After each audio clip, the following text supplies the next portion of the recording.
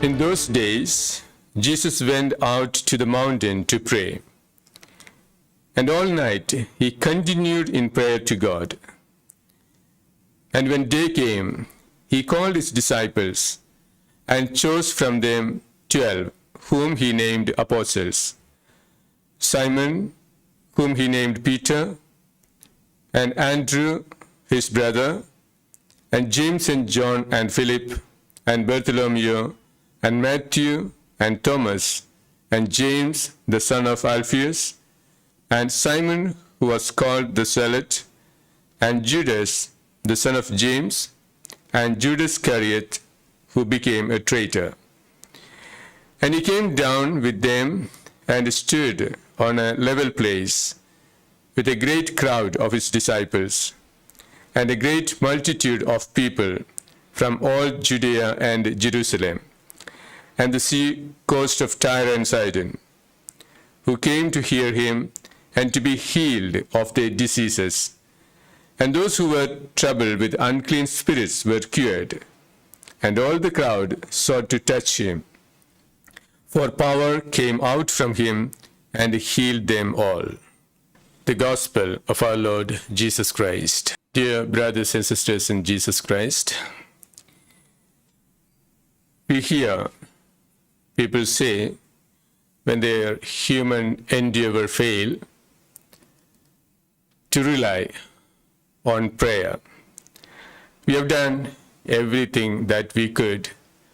Now only thing is left to pray, that God to act.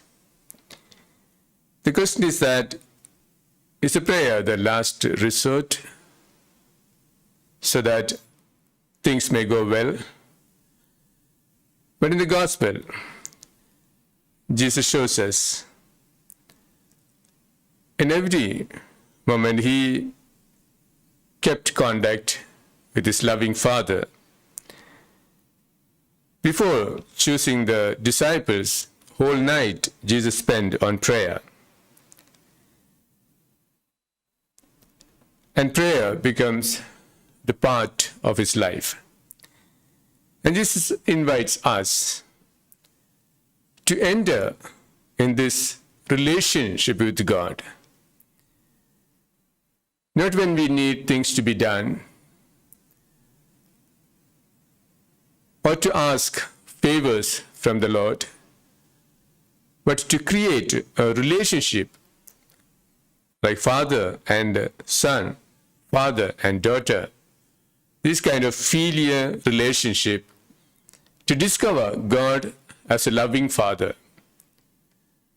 And once we discover that, then our life becomes a commitment to this loving God and to spread that love of God to the people around us.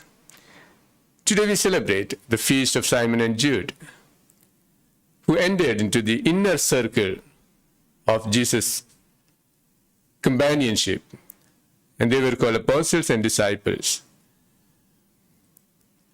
First thing they did, to be with the Lord, and once they experienced the deep love of God, then they were sent on mission to proclaim this love of God to the people. We too need to experience this love of God through our prayer life. And as we partake in this Eucharist, as we lead our prayer life, let us enter into this deep relationship with our loving God. We ask for that grace in this Eucharist.